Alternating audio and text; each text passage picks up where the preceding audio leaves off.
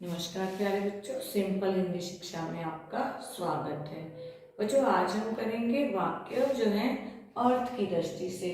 तो अर्थ की दृष्टि से बच्चों वाक्य जो है 8 प्रकार के होते हैं। सबसे नंबर 1 पर आएगा विधानवाचक वाक्य। विधानवाचक वाक्य क्या होते हैं? जिन वाक्यों में क्रिया के करने या होने का पता चलता है।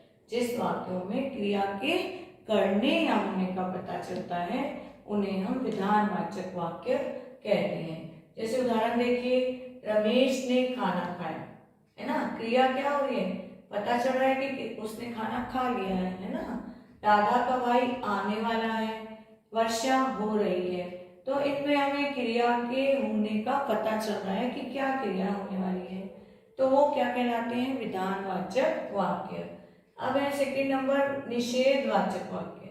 निषेधवाचक वाक्य क्या है? जिन वाक्यों में कार्य न होने का पता चले, है ना। इसमें कार्य न होने का पता चल रहा है कि कार्य नहीं हुआ, उन्हें हम निषेधवाचक वाक्य कहते हैं। जैसे हिंदी के अध्यापक ने कक्षा नहीं ली, है ना।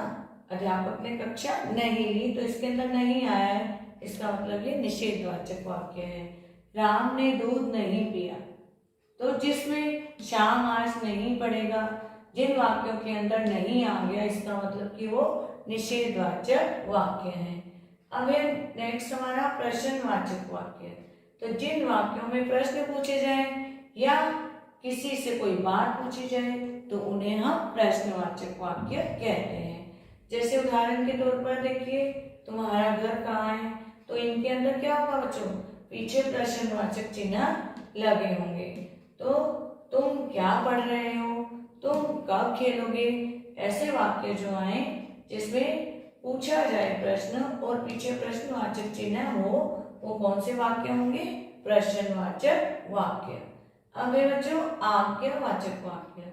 आज्ञावाचक वाक्य कौन से हैं? जिन वाक्यों में आज्ञा या आदेश आदि का बोध होता है कि हमें कोई आज्ञा दे रहा है या आदेश दे रहा है, उसको हम आज्ञावाचक वाक्य कहते हैं। जैसे अपना काम स्वयं करो, और मैं अंदर आ सकता हूँ, आप आज्ञा मांग रहे हो, है ना। बाजार से फल ले आओ, आदेश हुआ है।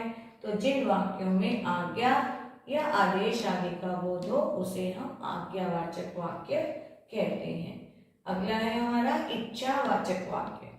तो जिन वाक्यों में इच्छा, आशीष या शुभकामना आदि का बोध होता है उन्हें हम इच्छावाचक वाक्य कहते हैं। जैसे भगवान तुम्हें लंबी उम्र दे, तो लंबी उम्र दे में क्या है?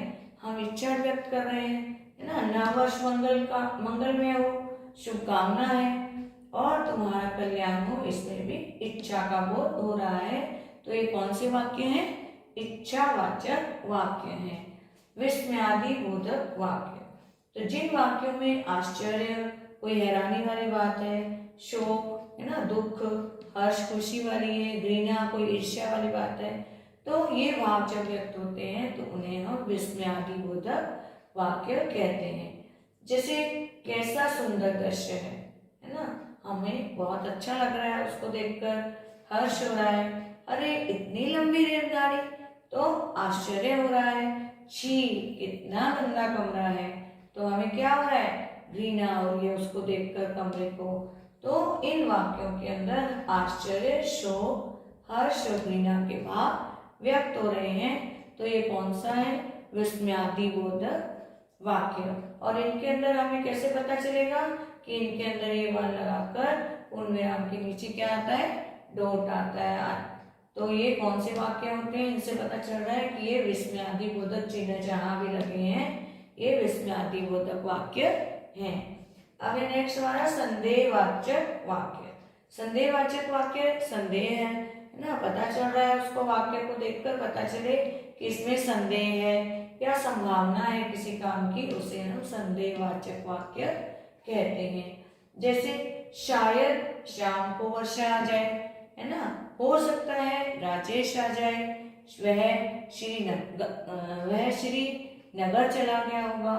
तो इसमें संभावनाएं व्यक्त की गई हैं कि शायद शाम को वर्षा आ जाए, है ना, हो सकता है राजेश आ जाए। मतलब संदेह है इन वाक्यों के अंदर। वह श्रीनगर चला गया होगा। तो जिन वाक्यों में संदेह या संभावना का बोध हो उसे हम संदेहवाचक वाक्य कहते हैं। लास्ट है हमारा संकेतवाचक वाक्य। जिन वाक्यों में एक क्रिया का दूसरी क्रिया पर निर्भर होने का बोध हो उन्हें हम संकेतवाचक वाक्य कहते हैं। जैसे वर्षा होती तो फसल अच्छी होती, है ना। वर्षा होती तो फसल अच्छी होती, मतलब पहला वाक्य जो है एक क्रिया जो है वो दूसरी पर निर्भर है। यदि तुम परिश्रम करोगे तो सफल होगे, है ना। परिश्रम करने पर ही हमारी सफलता निर्भर कर रही है। यदि छुट्टियां हुई तो हम घूमने जाएंगे, तो एक क्रिया जो है दूसरे पर निर्भर है, इसलिए ये क्या है, संकेतवाचक वाक्य। तो बच्चों हमने पढ़े वाक्य अर्थ की दृष्टि से जो है 8 प्रकार के हैं। पहला था विधानवाचक वाक्य, है ना, इसमें क्रिया के करने या होने का पता चलेगा। निषेधवाचक वाक्य कार्य न होने का पता चलता है। और तीसरा था हमारा प्रश्नवाचक, जिसमें प्रश्न पूछे जाते हैं या कोई बात पूछी जाती है उसे प्रश्नवाचक कहते हैं। आज्ञावाचक वाक्य, आज्ञावाचक वाक्य में आज्ञा या आदेश का बोध होता है। और नेक्स्ट हमारा था 5वां इच्छावाचक वाक्य, जिसमें कोई भी इच्छा या शुभकामना का बोध होता है।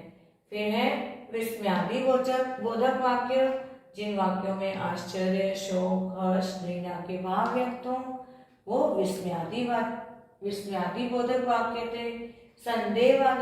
संदेहवाचक वाक्य, जिन वाक्यों में संदेह या संभावना व्यक्त की गई हो उन्हें संदेहवाचक वाक्य कहते हैं। और लास्ट हमारा 8वां नंबर है संकेतवाचक वाक्य, जिन वाक्यों में क्रिया का एक क्रिया पर दूसरी क्रिया पर निर्भर होने का बोध होता है उसे हम संकेतवाचक वाक्य कहते हैं। तो आशा है बच्चों आपको ये अर्थ की दृष्टि से वाक्य समझ में आ गए होंगे। तो आशा करती हूँ आप इस वीडियो को लाइक करेंगे, शेयर करेंगे अपने दोस्तों के साथ। और यदि आप मेरे चैनल पर नए हैं तो प्लीज सब्सक्राइब जरूर करिएगा। धन्यवाद।